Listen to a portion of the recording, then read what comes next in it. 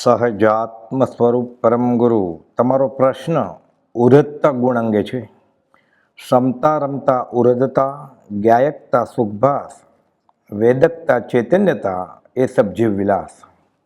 અહીં ઉર્ધ્વતા કે ઉરજતા ગુણ એ આત્માનો એક મુખ્ય ગુણ છે. પંડિત બનારસીદાસજી કૃત સમયસાર નાટક જીવ અજીવ અધિકારનો આ દોહો છે. વચનામૃત 438માં પરમ કુવરદેવે સૌભાગ્યભાઈને લખેલ પત્રમાં આ દોહો ટાંક્યો છે. આ દોહામાં જીવ તત્વના બધા જ મુખ્ય ગુણો છે જે જીવને અજીવથી જુદો પાડે છે. એ ગુણો વિચારવાથી જીવ અજીવનો ભેદ સ્પષ્ટ સમજાય છે. 10 વૈકાલિક સૂત્રમાં જણાવ્યું છે કે જે જીવ અજીવનો ભેદ જાણતો નથી તે સંયમમાં સ્થિર કઈ રીતે રહી શકશે. 10 વૈકાલિક સૂત્રના સંયતિ ધર્મનું પરમ કુવરદેવે ભાષાંતર કર્યું છે.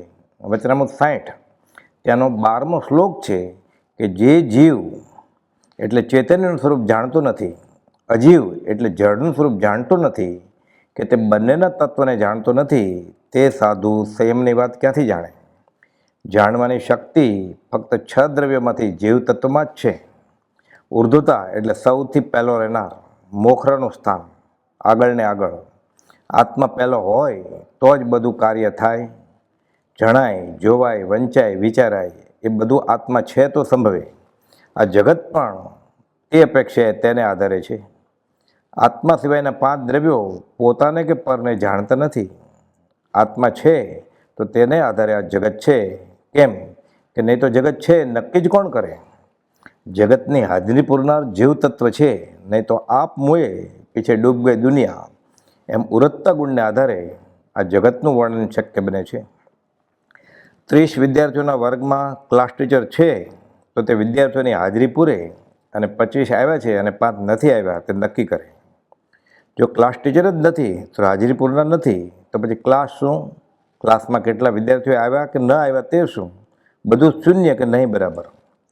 સૌ પ્રથમ હાજરી પૂરનાર છે તો ક્લાસ છે. ક્લાસના હાજર વિદ્યાર્થીઓ છે અને ક્લાસના ગેરહાજર વિદ્યાર્થીઓ પણ નક્કી થાય છે. એ રીતે ઉર્ધ્વતા ગુણ થકી જગત વર્ણન સંભવે છે. પરમ કુવરદેવે વચનામૃત 438માં સમજાવ્યું છે કે કોઈ પણ જાણનાર ક્યારે પણ કોઈ પણ પદાર્થને પોતાના અવિદ્યમાનપણે જાણે એમ બનવા યોગ્ય નથી. પ્રથમ પોતાનું વિદ્યમાનપણું ઘટે છે અને કોઈ પણ પદાર્થનું ગ્રહણ, ત્યાગ આદિ કે ઉદાસીન જ્ઞાન થવામાં પોતે જ કારણ છે. બીજા પદાર્થના અંગીકારમાં, તેના અલ્પમાત્ર પણ જ્ઞાનમાં પ્રથમ જે હોય તો જ થઈ શકે એવો સર્વથી પ્રથમ રહેનારો જે પદાર્થ તે જીવ છે.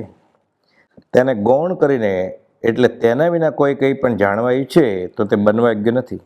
માત્ર તે જ મુખ્ય હોય તો જ બીજું કંઈ જાણી શકાય એવો એ પ્રગટ ઉર્ધ્વતા ધર્મ કે જેને વિશે છે તે પદાર્થને શ્રી તીર્થંકર જીવ કહે છે.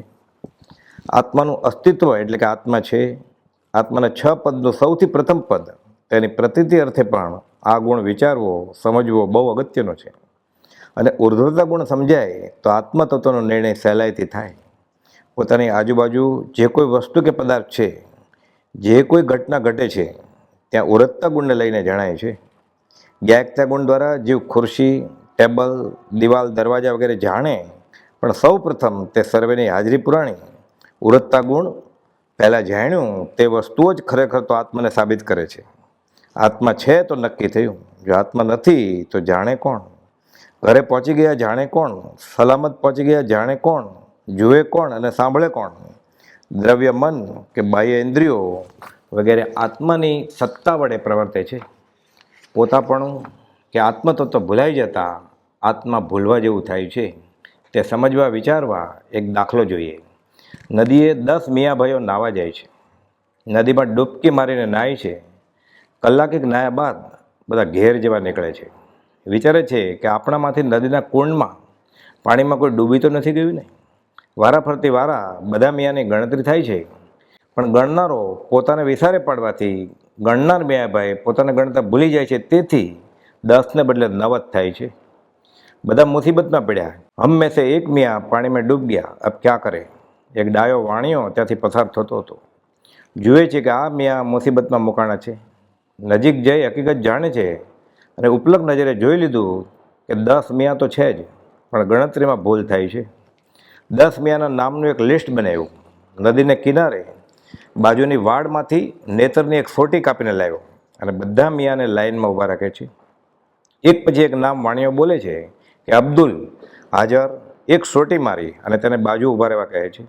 ઉસ્માન એક સોટી મારી એને પણ બાજુમાં ઊભા રહેવાનું. ત્રીજો મોહમ્મદ અને ચોથો ઇસ્માઇલ, એમ કરતાં કરતાં બધાના નામ બોલાતા જાય ને ચાપકા મારી મારી બાજુ ખસવા જણાવે. બધાને ચાપકા મારી રહ્યા પછી વાણીઓ પૂછે છે કે આ ઊભેલા બધા મિયામાંથી બધાને ચાપકા વાગ્યા કે કોઈ બાકી રહે એવું બન્યું? બધા બોલ્યા ચાપકા તો બરોબર વાગ્યા. કોઈને 2 વખત તો નથી માર્યા ને? જવાબ ના. 10 મિયા તો રાજી રાજી થઈ ગયા. અપના ગુમાયા હુઆ મિયા વાપસ મિલ ગયા. ચાપકો વાંસે વાગેલો તે પંપાલતા પંપાલતા ઘેર ભેગા થયા. આ મિયાભાઈએ વાણિયાનો માર ખાધો. ક્યારે મિયા તે વાણિયાનો માર ખાતા હશે? પોતે છે તો જગતની સર્વ જડ અને ચેતન વસ્તુઓ છે. આ જગતની સર્વ વસ્તુઓ જડ અને ચેતન એ તો આત્માની શાખ પૂરે છે. ખુરશી છે, હા તો હું છું. ટેબલ છે, દિવાલ છે, ગરમી છે, ઠંડી છે કે વરસાદ છે, તે જીવ તત્વની પોતાની શાખ પૂરે છે. પોતે પોતાને ભૂલી ગયો. કોણ કોને ભૂલી ગયો? જે સ્વરૂપ સમજ્યા વિના પામ્યો દુઃખ અનંત. આ સમજાઈ જાય તો મિયાભાઈની જેમ આ જીવ હવે માર ન ખાય અને શાશ્વત સુખી થાય. આ સમજ આપનાર સદગુરુ ભગવાન તેને માને, તેનું શરણ અને આશ્રય લે ત્યારે આ શક્ય બને. સહજાત્મ સ્વરૂપ પરમ ગુરુ